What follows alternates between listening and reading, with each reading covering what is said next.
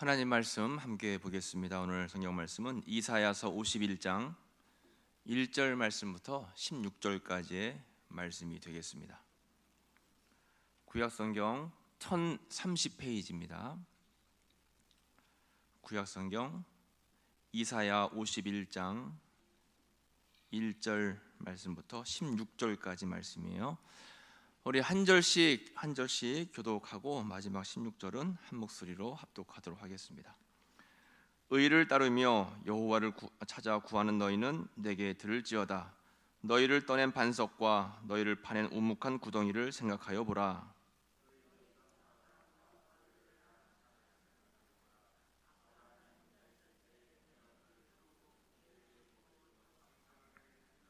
나 여호와가 시온의 모든 황폐한 곳들을 위로하여 그 사막을 에덴 같게 그 광야를 여호와의 동산 같게 하였나니 그 가운데에 기뻐함과 즐거워함과 감사함과 창화하는 소리가 있으리라.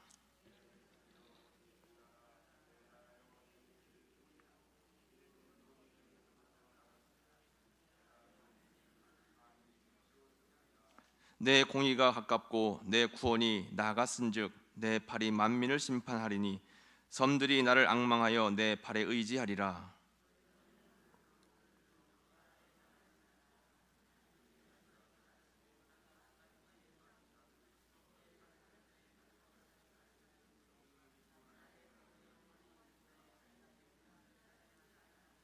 의를 아는 자들아, 마음에 내 율법에 있는 백성들아, 너희는 내게 듣고 그들의 비방을 두려워하지 말라. 그들의 비방에 놀라지 말라.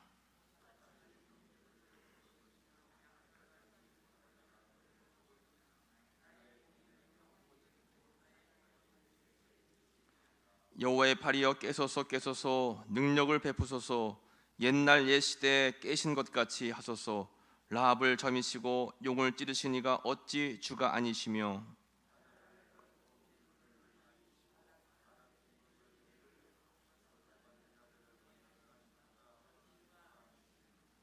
여호와께 구속받은 자들이 돌아와 노래하며 시온으로 돌아오니 영원한 기쁨이 그들의 머리 위에 있고 슬픔과 탄식이 달아나리이다.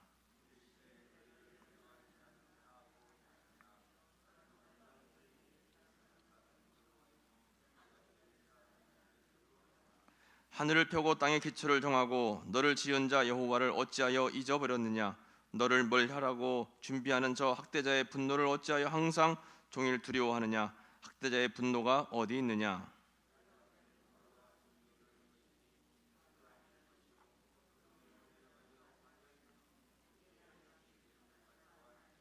나는 내 하나님 여호와라. 바다를 휘저어서 그 물결을 뒤흔들게 하는 자이니 그의 이름은 만군의 여호와니라. 내가 내 말을 내 입에 두고 내 손 그늘로 너를 덮었나니 이는 내가 하늘을 펴며 땅의 기초를 정하며 시온에게 이르기를 너는 내 백성이라 말하기 위함이니라. 아멘. 우리 찬송 먼저 한 장 부르겠습니다. 86장 찬송가 86장 함께 부르겠습니다.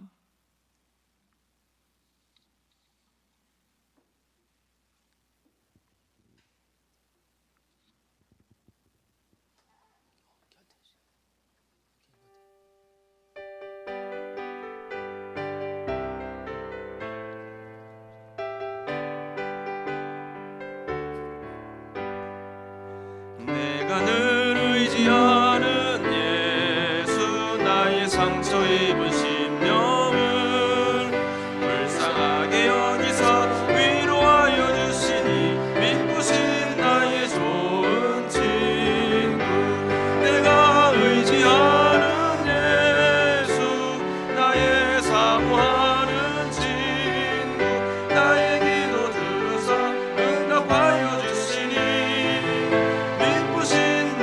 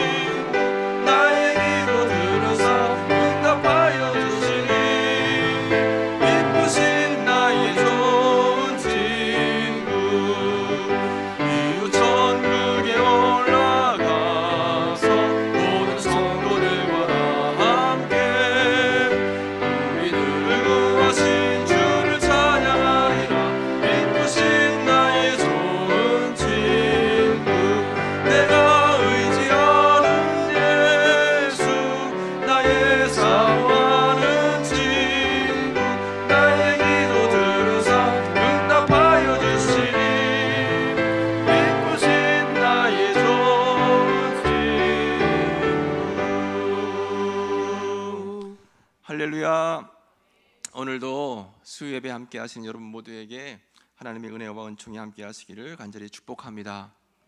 오늘 이사야서 51장 말씀을 통해서 두려움을 이기는 하나님의 위로라는 제목으로 함께 은혜를 나누도록 하겠습니다. 무더웠던 여름도 지나가고 날이 굉장히 이제 선선해졌습니다.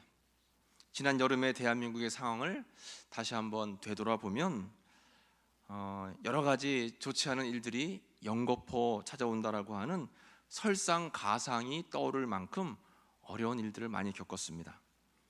코로나19로 인해서 총체적인 위기의 상황을 맞았고, 또 역대 최장 장마, 그리고 집중호우, 태풍 피해로 인해서 온 국민의 마음과 또 육체와 삶이 지치고 병들게 되었습니다. 또 특별히 우리 기독교인들은 마치 모든 바이러스 감염의 책임이 교회에 있는 것 같은 그러한 사회적인 분위기와 시선 때문에 현장에 모여서 예배도 드리지 못하는 그러한 영적인 고난까지도 경험하였습니다.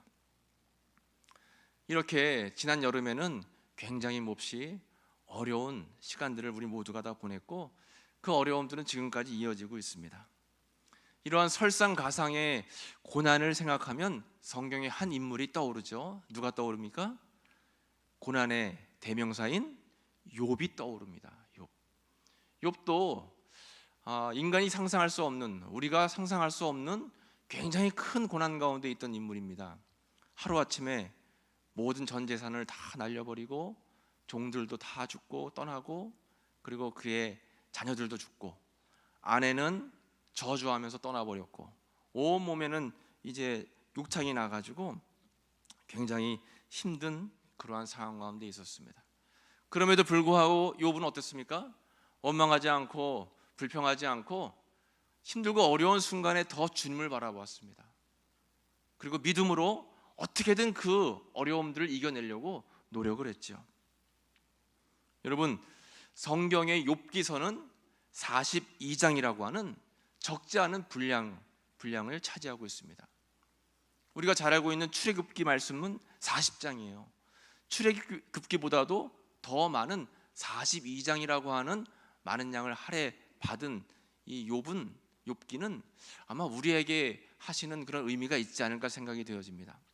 우리들도 마찬가지로 욥과 같이 많은 고난을 이 세상을 살면서 겪을 수밖에 없다라고 하는 거예요.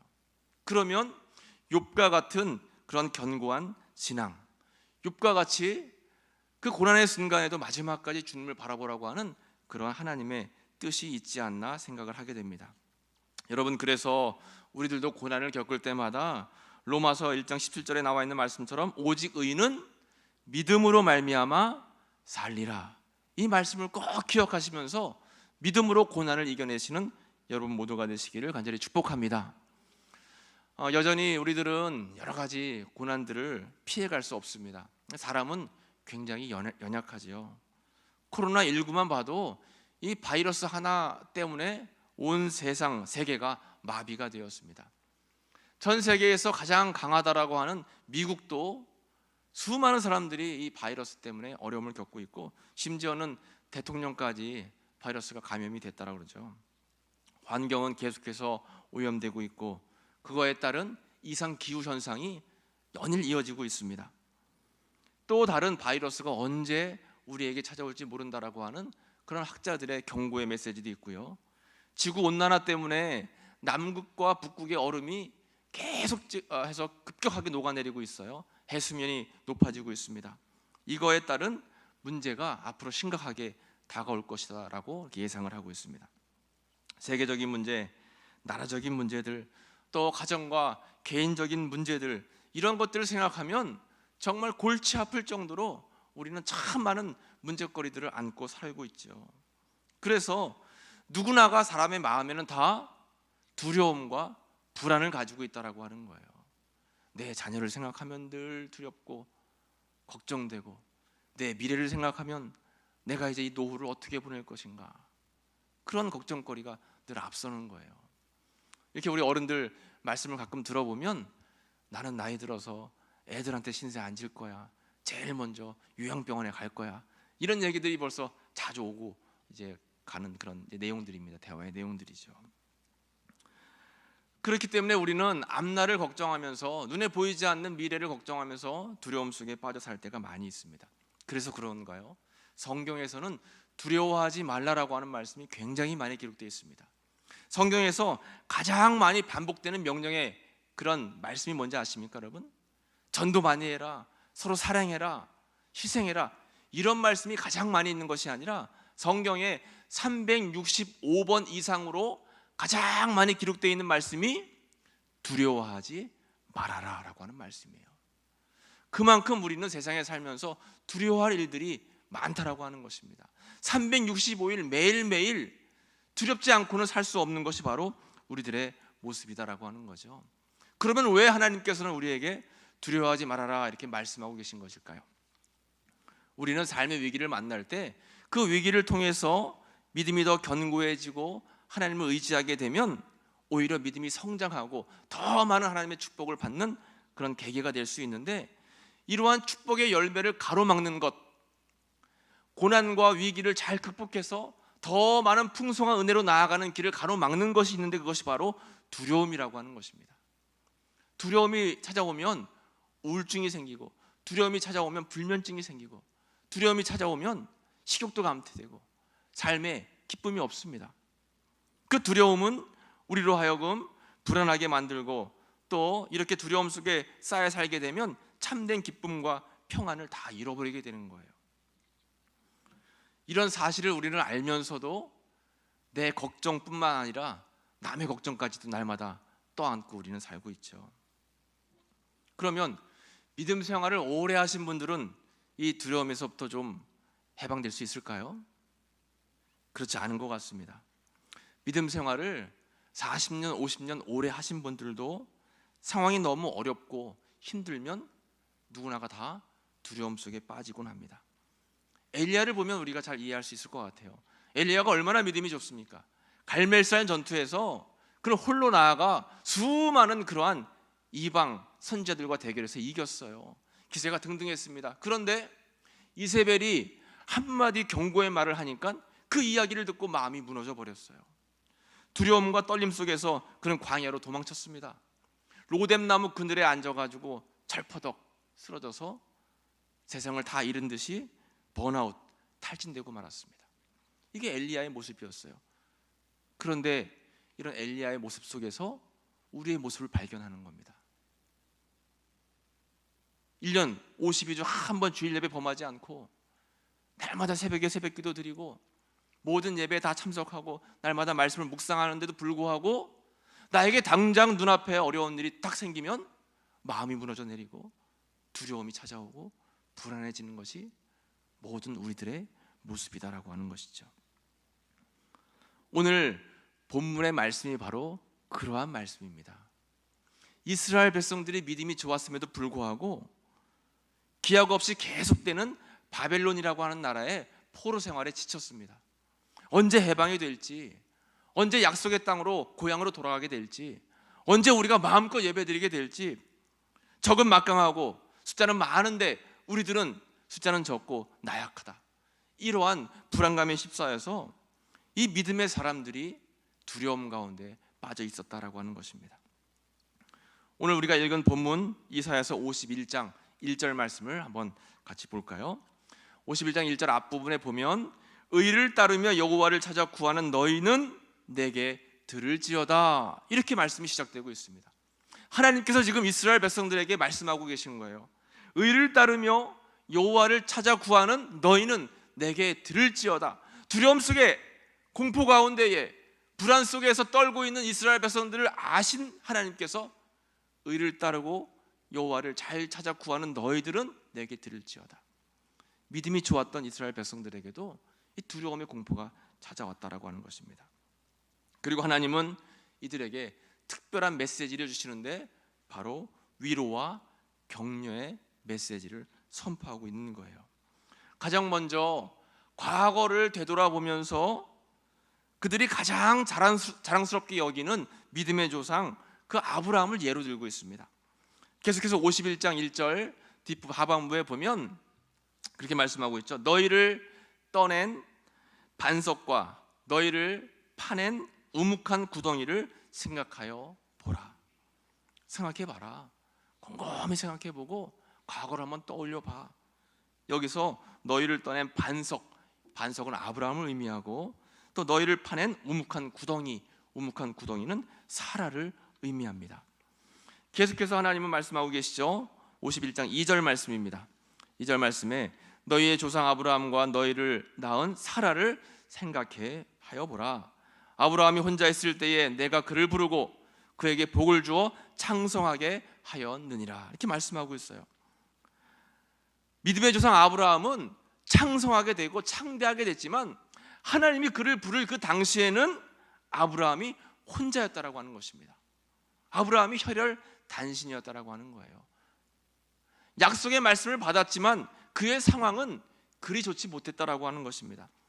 아브라함은 우상 숭배가 만연한 갈대아 우르 땅에서 불신자 부모 아래에 태어나서 자랐습니다. 그리고 75세가 되어서 늦은 나이에 하나님의 부름을 받고 가나안 땅으로 이민을 갖게 됐죠. 적지 않은 나이 75세에 부름을 받은 겁니다.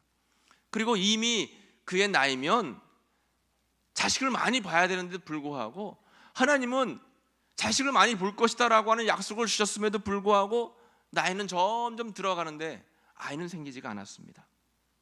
아이를 갖는 것이 불가능한 나이에 노인들이었고, 또 아브람과 사라는 유랑하는 나그네였습니다. 엄청난 고난과 역경 속에 있었습니다. 그러나 그러한 어려움 속에 있던 아브라함을 하나님께서는 약속을 지키기 위해서 가나안 땅으로 인도하셨고, 그곳에서 결국 하늘의 별과 같이 창성한 후손들을 보게 하셨다라고 하는 거예요. 지금 바벨론 포로 가운데 있어서 굉장히 두려움 속에 떨고 있는 이스라엘 백성들에게 먼저 하나님께서 하시는 말씀은 과거에 아브라함을 떠올려 봐라.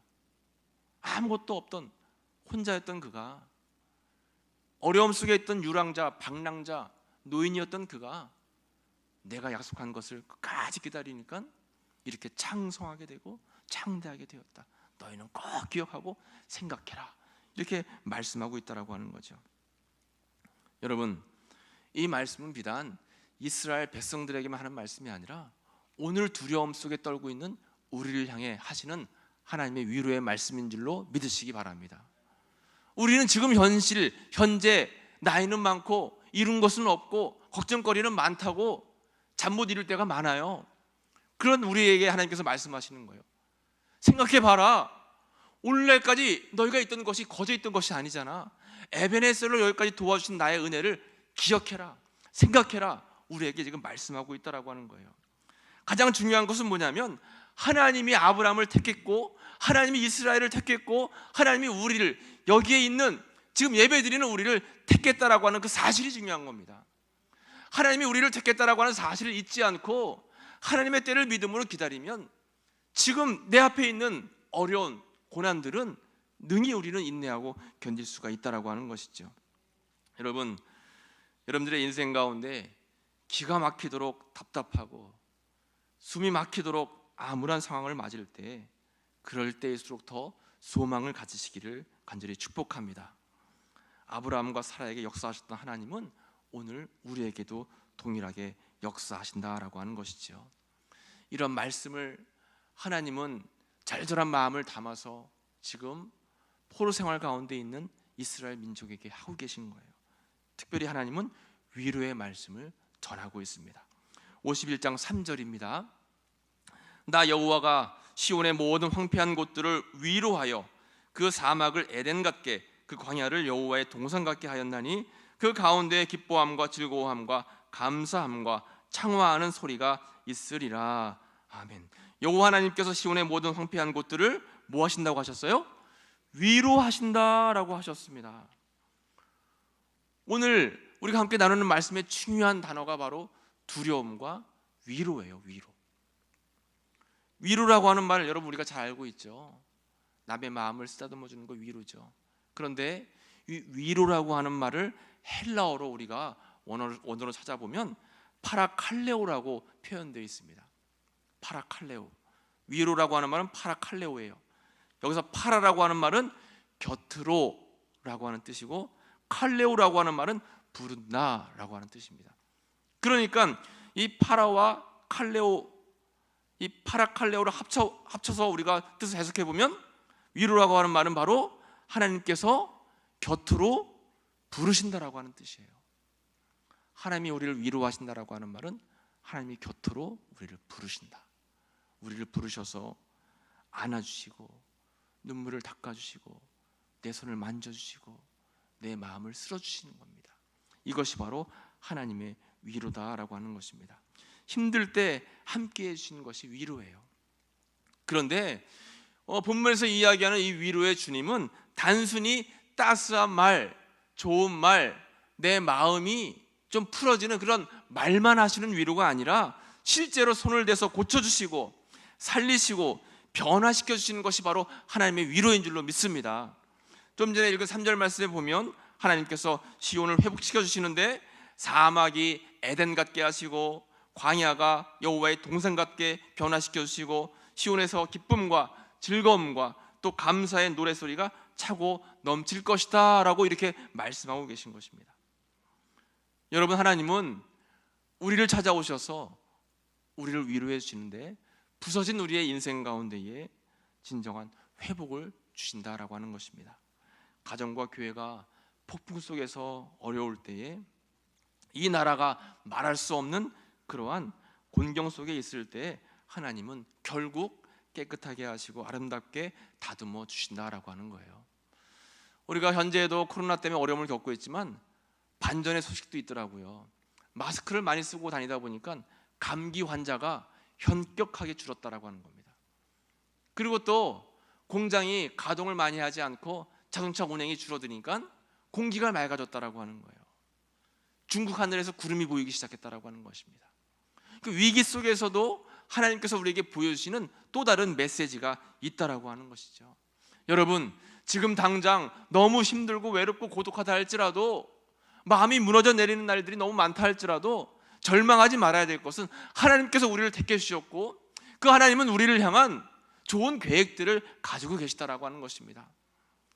그 약속을 아브라함과 사라가 늦은 나이까지 포기하지 않고 갖고 있을 때에 결국 그는 믿음의 조상이 되었어요. 열국의 아비가 되었습니다.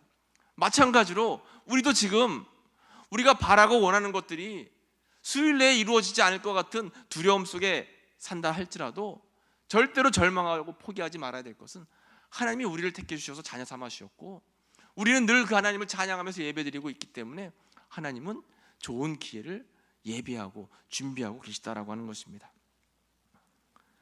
한국 교회사에서 굉장히 큰 일들을 남기신 분이 민노아라고 하는 그런 목사님, 선교사님이십니다. 충북 선교의 아버지라고 이제 불리시는데 이분은 1892년도에 결혼을 하고 미국에서 사명을 가지고 한국 땅에 왔고 특별히 충북 땅에서 많은 선교의 이제 열매들을 맺으셨습니다.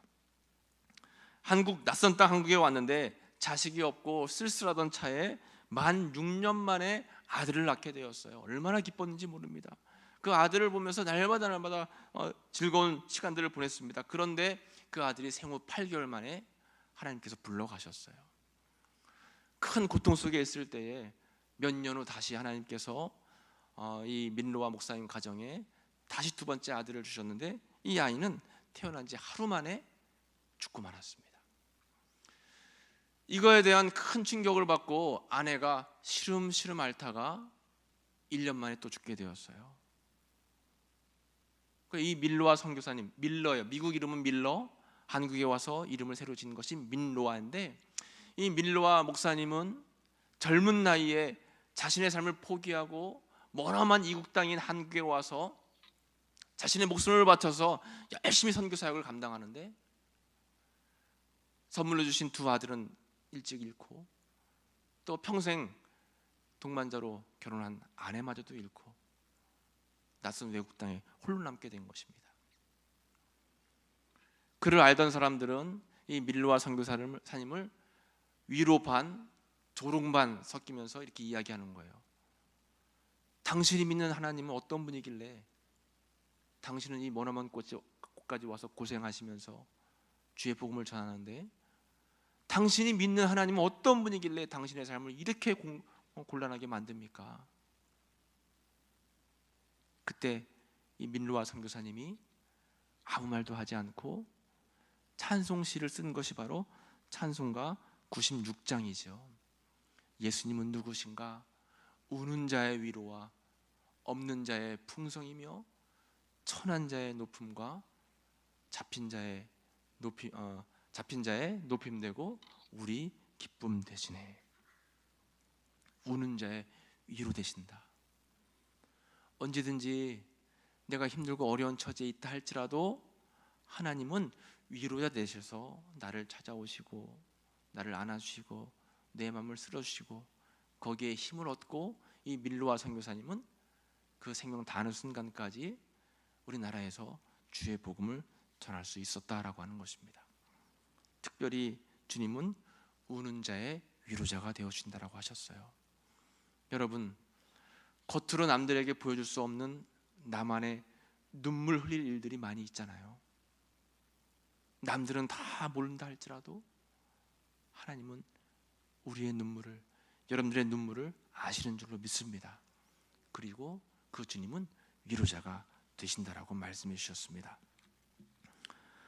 하나님의 위로하심이 우리 가운데 임하면 우리는 고침을 받고 나음을 얻고 평안을 누리며 치유되고 회복됩니다.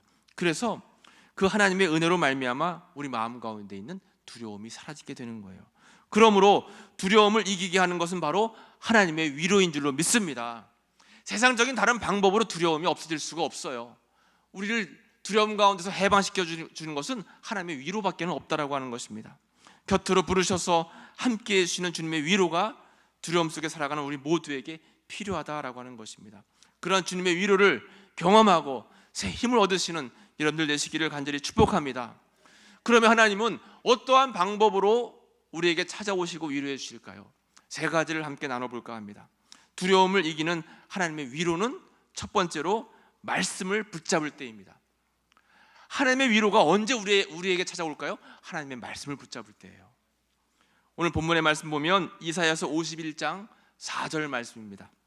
같이 한번 읽어볼까요? 내 백성이여 내게 주의하라. 내 나라여 내게 귀를 기울이라. 이는 율법이 내게서부터 나갈 것임이라. 내가 내 공의를 만민의 빛으로 세우리라. 아멘. 하나님께서 말씀하고 계십니다. 내 백성이여 내게 주의하라. 내 나라여 내게 귀를 기울이라. 율법이 내게서부터 나갈 것임이라. 하나님은 하나님의 말씀을 통해서 위로해 주신다라고 우리에게 이렇게 설명하고 계신 겁니다. 그렇기 때문에 말씀이 선포될 때, 말씀이 주어질 때 우리는 주의해야 됩니다. 귀를 기울여야 됩니다. 정신을 집중해야 돼요. 예배 때 여러분 특별히 말씀 들을 때 우리 정신을 빼앗기면 안 됩니다. 왜요? 하나님께서 지금 위로하시기 위해서 우리에게 말씀을 주시기 때문입니다. 여러분 위로받기 원하십니까? 하나님의 말씀을 묵상하시기 바랍니다. 그 말씀 가운데에 하나님의 위로가 있는 거예요. 그런데 우리는 자꾸 처한 상황 가운데 내 문제만 볼 때가 많습니다. 문제만 보고 상황만 보면서 눈물 흘리지 말고 그 무엇보다 하나님의 말씀을 붙잡는 여러분들 되시기를 간절히 축복합니다. 이사야서 51장 7절에도 계속해서 이렇게 말씀하고 있어요. 의를 아는 자들아, 마음에 내 율법이 있는 백성들아, 너희는 내게 듣고 그들의 비방을 두려워하지 말라. 그들의 비방에 놀라지 말라. 세상의 비방을 듣고 두려워하지 말고 너희들은 지금 내가 선포하는 말씀을 들어라. 이렇게 주님께서, 하나님께서 우리에게 지금 말씀하고 계시다라고 하는 것입니다. 하나님은 태초에 세상을 말씀으로 창조하셨죠. 그래서 말씀은 곧 하나님이다라고 하셨습니다. 예수님은 말씀을 통해서 병자를 치유하셨습니다. 그들의 마음을 어루만져 주셨습니다. 그 살아서 역사하시는 말씀은 오늘 우리에게도 강력하게 역사하시는 줄로 믿습니다. 말씀의 힘이 굉장히 강력한 겁니다. 헬러 신약 성경에는 말씀이라는 단어를 두 가지로 표현하고 있습니다. 말씀이라는 단어를 두 가지로 표현하고 있는데 하나는 로고스이고 하나는 레마입니다. 레마. 이 로고스라고 하는 것은 쓰여져 있는 말씀, 우리가 보는 이 성경 말씀 자체가 로고스입니다. 항상 보면서 묵상하고 은혜 받아야 될 말씀이 로고스예요. 반면에 레마라고 하는 것은 입으로 나온 말씀, 이야기가 된 말씀, 이것은 특정한 시간과 상황 가운데 그것을 맞춰서 나에게 주시는 특별한 말씀이 있어요. 매일 봤던 말씀인데 별로 나에게 크게 은혜가 되지 않았던 말씀인데 어떤 때 그 말씀이 나에게 굉장히 크게 은혜가 되게 다가오는 말씀들이 있습니다.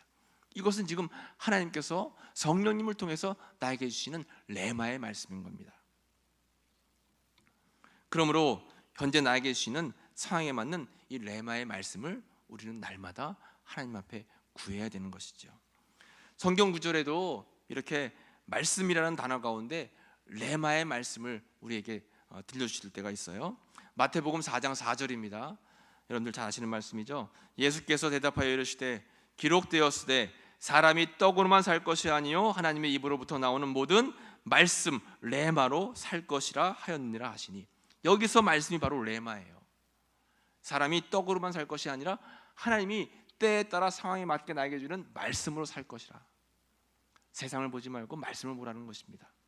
로마서 10장 17절 말씀에는 믿음은 들음에서 나며 들음은 그리스도의 말씀 레마로부터 말미암느니라 이렇게 말씀하고 있습니다. 믿음이라고 하는 것은 늘 날마다 우리가 보는 말씀을 통해서도 생기지만 때에 따라서 나에게 주시는 하나님의 특별한 말씀, 그 말씀이 내 마음속에 들어올 때 믿음이 생기는 거예요. 그 말씀을 통해서 하나님을 경험하고 체험하게 된다라고 하는 거죠.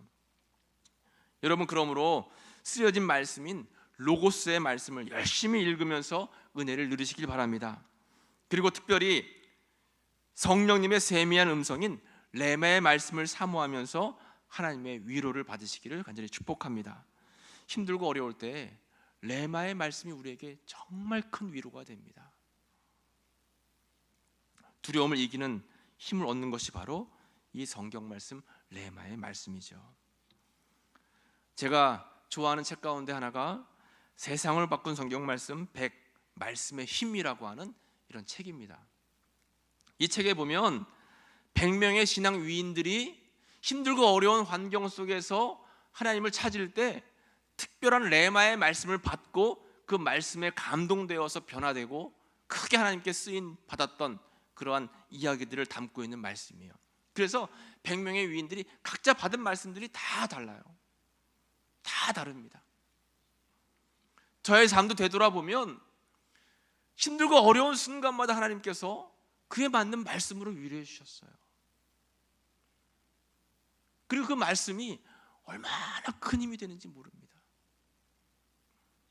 제가 제일 좋아하는 말씀 가운데 하나가 이제 잠언서 16장 9절 말씀이거든요.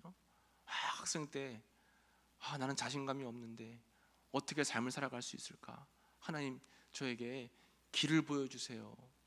저에게 힘을 주세요. 기도했을 때 하나님께서 주일날 설교 말씀에 그 말씀이 확 눈에 크게 보이는 거예요. 사람이 마음으로 자기의 길을 계획할지라도 그의 걸음을 인도하시는 자는 여호와 하나님이시라. 그래, 그렇지. 내가 내 삶을 내가 사는 것이 아니라 하나님이 내 길을 예비하시고 인도하셔야지. 그래, 맞다, 이게 맞다. 매 순간마다 어려울 때마다 하나님 앞에서 간구하면 주님은 이 레마의 말씀을 통해서 우리에게 위로를 주시는 겁니다. 말씀으로 무장한 사람은 영적인 분별력이 생기고 그 영적인 분별력을 통해서 어려운 위기들을 이겨낸다라고 하는 것이죠. 여러분, 삶의 위기를 만날 때마다, 그래서 이 두려움이 생길 때마다 두려움을 이기는 하나님의 위로인 말씀으로 여러분 승리하시기를 간절히 축복합니다. 두 번째로 두려움을 이기는 하나님의 위로 어떻게 우리에게 찾아올까요? 두 번째는 간절히 기도할 때입니다.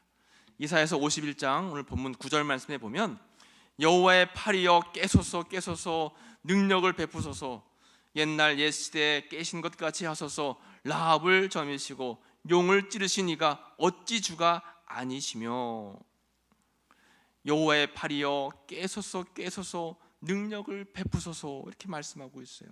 여호와의 팔은 하나님의 능력을 상징합니다. 힘든 전실 앞에서 우리를 구원해 주세요, 다시 한번 능력을 베풀어 주세요 하는 마음으로 간절히 호소하는 그런 기도예요. 여호와의 능력을 애타게 기다리는 탄원의 기도입니다. 깨소서 능력을 베푸소서 거듭해서 지금 하나님을 부르고 있습니다. 여러분, 이 기도를 드렸던 사람들의 당시 상황은 눈에 안 봐도 훤하게 우리가 예상할 수 있을 것 같습니다. 금식하며 피눈물을 쏟으며 얼굴을 땅에 대고 가슴을 쥐어 뜯으며 울부짖으며 너무나 힘들고 두려운 가운데 다른 어떤 의지할 데 없고 다른 누구에게 호소할 데가 없고 오로지 하나님밖에 호소할 데가 없기 때문에 하나님을 붙들고 기도하고 있는 것입니다. 여러분, 사람이 얼마나 무능합니까? 하나님의 권능의 손이 우리를 붙잡아 주지 않으면 우리는 살아갈 수가 없습니다. 그래서 겸손한 사람은 하나님을 의지하고 기도하는 것입니다. 기도하지 않는다라고 하는 것은 교만한 거예요. 사무엘은 심지어 기도하지 않는 것은 죄라고까지 이야기했죠. 사무엘이 그의 마지막 고별 설교를 통해서 이스라엘 백성들에게 이렇게 말씀하고 있습니다. 사무엘상 12장 20절 말씀입니다. 사무엘이 백성에게 이르되 두려워하지 말라. 너희가 과연 이 모든 악을 행하였으나 여호와를 따르는 데에서 돌아서지 말고 오직 너희의 마음을 다하여 여호와를 섬기라. 사무엘이 고별 설교를 하면서 이르되 두려워하지 말아라. 오직 너희의 마음을 다해서 여호와를 섬겨라. 두려워하지 말고 여호와를 섬겨라. 이렇게 선포하면서 구체적으로 어떻게 여호와를 섬길 수 있을까, 어떻게 두려워하지 않을 수 있을까를 12장 23절에서 말씀하고 있어요. 뒤이어서 나는 너희를 위하여 기도하기를 쉬는 죄를 여호와 앞에 결단코 범하지 아니하고 선하고 의로운 길을 너희에게 가르칠 것인즉. 그러니까 두려워하지 않고 이렇게 온 마음을 다해서 여호와를 섬길 수 있는 방법은 뭘 쉬지 않는 거예요? 기도를 쉬지 않는 것입니다. 더 나아가 기도를 쉬는 것을 죄라고까지 이야기했어요. 여러분, 쉬지 않고 기도하는 것이 바로 두려움을 이기는 하나님의 위로를 받는 방법입니다. 기도는 성도의 영적인 생존권이고 영적인 호흡입니다. 기도가 하나님과의 대화이기 때문에 하나님과 대화할 때 하나님의 위로를 얻을 수가 있다라고 하는 것이죠. 기도할 때 주의 영이 임하게 되고, 기도할 때 마음의 평강이 임하고, 기도할 때 주의 역사가 일어나게 되는 것입니다. 그러므로 여러분, 두려워하는 시간에, 근심할 시간에, 최악의 상황을 미리 상상하면서 괴로워하는 시간에 그 시간을 기도의 시간과 바꾸시길 바랍니다. 항상 근심하지 마시고 항상 기도하시기 바랍니다. 이것이 바로 우리가 두려움을 이기는 하나님의 위로를 얻는 방법입니다. 기도 외에는 방법이 없다라고 말씀해 주셨어요. 그 뻔한 대답이죠. 그러면 우리는 뻔한 대답인 기도를 얼마나 하고 있을까요? 기도를 통해서 하나님의 위로를 얻으시고 두려움을 이겨나가시기를 간절히 축복합니다. 마지막으로 세 번째입니다. 두려움을 이기는 하나님의 위로는 하나님께 시선을 고정할 때, 주님을 바라볼 때, 주님께 집중할 때 온다라고 하는 사실을 여러분 꼭 기억해야 되겠습니다. 이사야서 51장 본문 말씀 12절 말씀입니다. 이르시되 너희를 위로하는 자는 나 곧 나이니라. 너는 어떠한 자에게 죽을 사람을 두려워하며 풀같이 될 사람의 아들을 두려워하느냐. 이르시되 너희를 위로하는 자는 나 곧 나이니라. 이렇게 말씀하고 계십니다. 내가 너희를 위로한다. 누가 너희를 위로하냐? 내가 너희를 위로한다. 하나님께서는 직접 자신이 이스라엘 백성들을 위로할 것을 반복해서 계속 말씀하고 계십니다. 그런데 이스라엘 백성들은 두려워하면서 하나님께 집중하기보다는 두려움의 대상인 자꾸 바벨론 눈치만 보는 겁니다. 바벨론을 바라보면서 두려워하고, 바벨론을 바라보면서 비방에 늘 걱정하고, 그것에 안타까운 마음으로 하나님께서 말씀하시는 거예요. 내가 너희를 위로하는데 너희는 누구를 두려워하느냐? 나에게 시선을 고정해라. 이렇게 말씀하고 계시다라고 하는 것입니다. 답답한 마음에 보이는 사람과 의논하고 하루 종일 뉴스만 보면서 현실을 바라보게 되면 해결되는 게 하나도 없습니다. 두려움이 더 끊이지 않고 몰려온다라고 하는 거죠. 더 나아가 하나님께서는 이스라엘 백성들, 하나님께 집중하지 않고 하나님께 시선을 두지 않는 이스라엘 백성들에게 51장 13절에 이어서 이렇게 말씀하고 계세요. 하늘을 펴고 땅의 기초를 정하고 너를 지은 자 여호와를 어찌하여 잊어버렸느냐? 너를 멸하려고 준비하는 저 학대자의 분노를 어찌하여 항상 종일 두려워하느냐? 학대자의 분노가 어디 있느냐? 여호와를 어찌해서 잃어버렸느냐 말씀하고 계신 겁니다. 입술로는 주님을 부르짖고 하나님을 믿는다라고 고백하면서도 정작 삶 속에 내가 바라보는 것은 하나님이 아니라 문제거리를 바라보고 살 때가 많아요. 여러분, 우리 자신을 한번 되돌아봐야 됩니다. 내 삶을 주님께 내어 맡깁니다. 주님 다 아시죠? 나와 동행하여 주옵소서, 나를 붙잡아 주옵소서. 하나님께 기도하고 예배하고 나서도 우리는 늘 항상 그러고 나서도 한숨 쉬면서 고통과 문제거리를 바라봐요. 주님 바라보지 않습니다. 그렇기 때문에 하나님의 위로하심이 찾아오지 않는다라고 하는 거죠.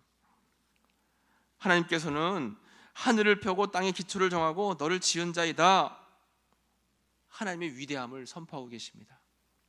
그러므로 우리는 크신 하나님을 믿기 위해서는 큰 믿음을 가지고 있어야 돼요. 문제보다 더 큰 하나님을 바라봐야 됩니다. 바벨론이 아무리 그 시대의 강대국이라 할지라도 그 바벨론보다 더 큰 하나님을 바라보는 것, 이것이 바로 하나님이 원하시는 이스라엘 백성들의 믿음이다라고 하는 것이죠. 문제가 있을 때 문제만을 바라보며 문제만을 생각하면 그것이 더 큰 문제가 된다라고 하는 것입니다. 여러분들 항상 하나님의 위대하심을 묵상하시면서 하나님께 시선을 고정하시고 또 하나님의 위로를 얻는, 두려움을 이기는 믿음을 지니시기를 간절히 축복합니다. 여러분, 베드로가 그렇잖아요. 예수님께서 무리를 걸어오실 때 베드로 보고 무리를 걸으라고 했습니다. 주님을 바라보고 무리의 발을 디뎠을 때는 베드로가 무리를 걸을 수가 있었어요. 그런데 순간 두려움이 찾아왔고 파도를 바라보고 물속을 바라보는 그 순간 어떻게 됐습니까? 베드로가 물속으로 빠져들었어요. 문제를 밟고 일어서야 되는데 문제를 바라보고 문제를 마음속에 품으니까 진짜 그 문제 때문에 더 어려운 공경에 빠지게 된 겁니다. 광야에서 이스라엘 백성들이 원망하고 불평했을 때에 하나님은 불뱀을 통해서 심판하셨습니다. 그러나 살 길을 열어주셨죠. 장대 위에 높이 달린 뭘 바라보는 거예요? 놋뱀을 바라보는 겁니다. 믿음으로 놋뱀을 바라본 사람은 살 수 있었지만 끝까지 바라보지 않은 사람들은 다 죽고 말았다라고 하는 거예요. 여러분, 세상에 살아가면서 얼마나 하나님께 집중하고 있습니까? 얼마나 하나님을 생각하고 있습니까? 얼마나 하나님을 바라보고 계십니까? 십자가의 주님을 바라보고 생각하시길 바랍니다. 내 문제만을 바라보면서 두려워하지 말고 시선을 주님께 고정하면 주님의 위로가 임하게 될 것입니다. 여러분, 일전에 제가 아프리카 남수단의 어린이 글로리아에 대한 이야기를 여러분들에게 드린 말씀 기억나세요? 남수단에 있는 이 어린 글로리아라고 하는 여자아이가 동전보다 큰 쇳덩이를 삼켜가지고 그 위에 걸리면서 밥도 먹지 못하고 숨도 제대로 쉬지 못해서 엄마 아빠가 큰 두려움 속에 어떻게 해야 되나 걱정 속에 살고 있다가 교인들이 기도하면서 헌금을 걷어서 이 돈을 가지고 치료받아라 해가지고 그 돈을 가지고 남수단에서 수단으로 갔고, 수단에서 실패해서 이집트 카이로로 넘어갔고, 거기서 실패해서 고민과 고통 속에 있을 때 하나님의 위로의 손길로 감리교 선교사님을 만나게 하셨죠. 그 선교사님이 기도하는 가운데 연세대 세브란스하고 연결이 돼서 무료로 세브란스에서 초청을 했습니다. 그런데 코로나가 터지면서 이집트에서 발이 묶였어요. 그런데 기적적으로 교민을 위한 전세기가 뜨는데 유일하게 저 이제 소녀의 아버지하고 저 소녀만 탈 수 있게끔 허락을 해줘서 교민 전세기를 타고 이집트에서 한국으로 와서 2주간 자가격리를 하고 3차에 걸친 대수를 은혜 가운데 잘 받고 완치가 됐습니다. 그리고 지난주에 수산으로 돌아갔어요. 그것이 이제 며칠 전에 뉴스에 나왔죠. 박영이 됐어요. 사실 저거 일들을 한 것은 감리교 선교사님이 중간에서 역할을 다 감당했어요. 그런데 감리교 선교사님은 내 이야기와 내 사역은 다 빼라고 부탁을 드렸고 방송에서 나왔죠. 그리고 선교사님이 저에게 카톡을 통해서 이제 그런 사진들을 보내주셨는데 TV에서 방영이 안 됐던 내용들입니다. 보내주셨는데 이 소녀가 수단에 돌아가 가지고 이렇게 병원에서 치료를 기쁘게 잘 받고 이제 돌아가서 교인들 앞에서 막 이제 가족이 만난 거예요. 뛰고 즐겁게 찬양하면서 간증하는 겁니다. 두려움 속에 있었을 때, 위기 가운데 있었을 때 하나님께 간절히 기도하고 매달렸더니 위로의 손길을 보내주셨고, 그 위로의 손길을 통해서 기적을 체험하게 됐고, 지금은 완전히 건강을 회복해서 하나님의 은혜 가운데 다시 여러분들과 만날 수 있게 되었습니다 라면서 지금 저 글로리아 소녀의 아빠가 예배 때 간증하고 있는 그런 사진입니다. 마을 사람들이 온통 잔치를 벌였다라고 하는 거예요. 사람들이 기쁘게 예배드리고 함께 찍은 사진도 우리가 볼 수가 있었습니다. 여러분, 세상은 여러 가지 상황을 통해서 우리를 두렵게 합니다. 그런데 하나님께서는 두려움 속에 있는 우리들을 그냥 내버려 두지 않으시고 하나님의 방법으로 우리를 위로해 주시는데, 말씀을 통해서 위로해 주시고, 기도할 때에 하나님께서 성령의 역사하신 만져주심으로 우리를 위로해 주시고, 하나님께 시선을 고정해서 주님을 바라볼 때에 다양한 방법으로 우리를 위로해 주신다라고 하셨습니다. 그 하나님은 어떤 하나님일까요? 이사야서 51장 12절, 15절 본문의 말씀에 보면, 나는 내 하나님 여호와라, 바다를 휘저어서 그 물결을 뒤흔들게 하는 자이니 그의 이름은 만군의 여호와이니라. 아멘. 만군의 여호와는 여러분의 하나님, 나의 하나님이십니다. 그 하나님은 바다를 휘저어 물결을 뒤흔들 만큼 능치 못함이 없는 위대하신 하나님이에요. 그 크신 하나님을 우리는 큰 믿음으로 믿어야 될 줄로 믿습니다. 오직 주님의 이름으로 강하고 담대하시기 바랍니다. 지금 비록 어둠 속에서 힘든 그러한 터널을 우리가 통과하고 있다 할지라도 반드시 하나님의 위로가 내 삶에 임한다라고 하는 이러한 확실한 믿음을 가지고 두려움을 이겨나가시고 승리하시는 여러분 모두의 삶이 되시기를 간절히 축복합니다. 기도하겠습니다. 하나님, 우리는 연약합니다. 저희는 부족합니다. 그래서 넘어집니다. 그래서 또 두렵습니다.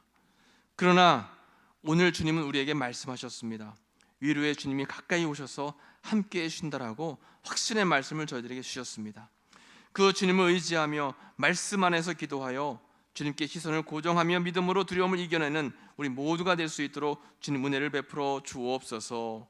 힘들고 어려운 고난 앞에서 좌절하고 넘어져 눈물만 흘릴 것이 아니라 나를 위로하시고 나를 찾아와 감싸주시는 그 주님께 감사하며 찬양하며 인내하며 주님의 때를 기다릴 수 있는 저희 모두가 될 수 있도록 주님께서 붙잡아 주옵소서. 신방감사 예물을 드리는 유화자 권사님, 감사 예물을 받아주시고 우리 권사님 손길을 통해서 마음에 담겨져 있는 귀한 기도의 제목이 하늘에 상달될 수 있도록 도와주시고 우리 권사님의 삶이 주님 은혜 가운데 더 풍성해지는 은혜가 나타날 수 있도록 주님 붙잡아 주옵소서. 예수님의 이름으로 감사하며 기도하옵나이다. 아멘. 교회 소식 몇 가지 말씀드리겠습니다. 여러분, 새벽기도 계속 진행되고 있습니다. 새벽기도 열심히 참여하셔서 늘 기도하는데 최선을 다해 주시고요. 비대면 전화 신방이 이어지고 있습니다. 여러분, 필요하신 시간 날짜를 알려주시면 이렇게 신방할 수 있도록 하겠습니다. 3, 4분기 임원회가 돌아오는 주일날 3부 예배 후에 있고요. 10월달 기획위원회는 10월 10일 토요일 오전 6시에 기획위원실에서 있게 되겠습니다. 오늘 말씀을 기억하면서 우리가 찬양 함께 부르고 기도하길 원합니다. 아무것도 두려워 말라 찬양을 함께 이제 부를게요. 여러분, 우리는 살면서 사실 두려운 일들이 너무 많습니다. 하루하루 두려움 속에 살아가는 날들이 참 많아요. 그러나 주님이 우리의 두려운 그 상황을 모르는 것이 아니다라고 했죠. 하나님은 우리의 상황을 누구보다 더 잘 알고 계십니다. 그 하나님께 우리의 삶을 맡기고 나아가고 주님을 의지하고 두려워하지 않는 믿음으로 주님의 위로하심 속에서 우리가 나아간다면 분명히 우리는 승리하게 될 줄로 믿습니다. 오늘 우리의 고백이 담긴 찬양 아무것도 두려워 말라 찬양하고 함께 기도하도록 하겠습니다.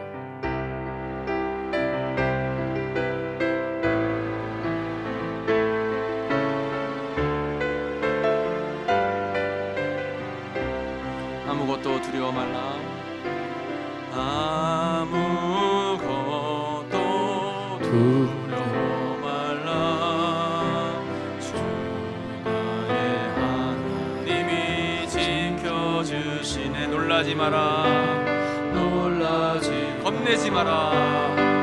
겁내지 마라. 주님 나를 지켜주시네. 주님 나를 지켜주시네. 아무것도 두려워 말라.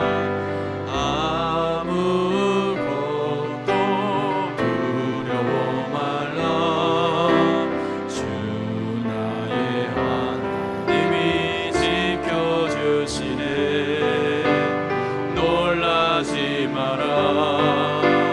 겁내지 마라. 주님 나를 지켜주시네.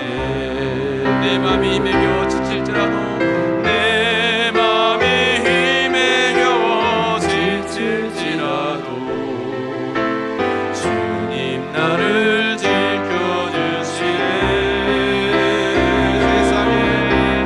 세상에 험한 곳과 몰아칠 때도 주님 나를 지켜주시네.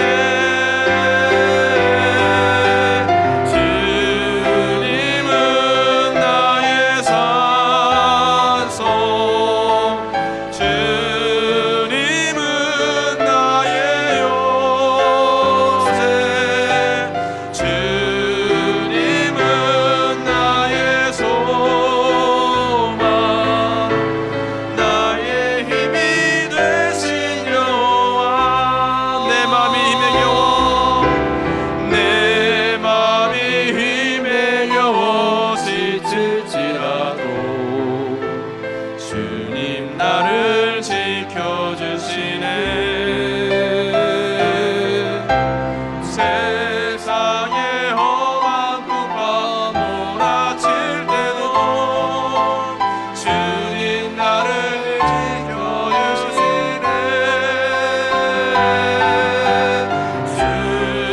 주님은 나의 산성, 주님은 나의 요새, 주님은 나의 소망, 나의 힘이 돼.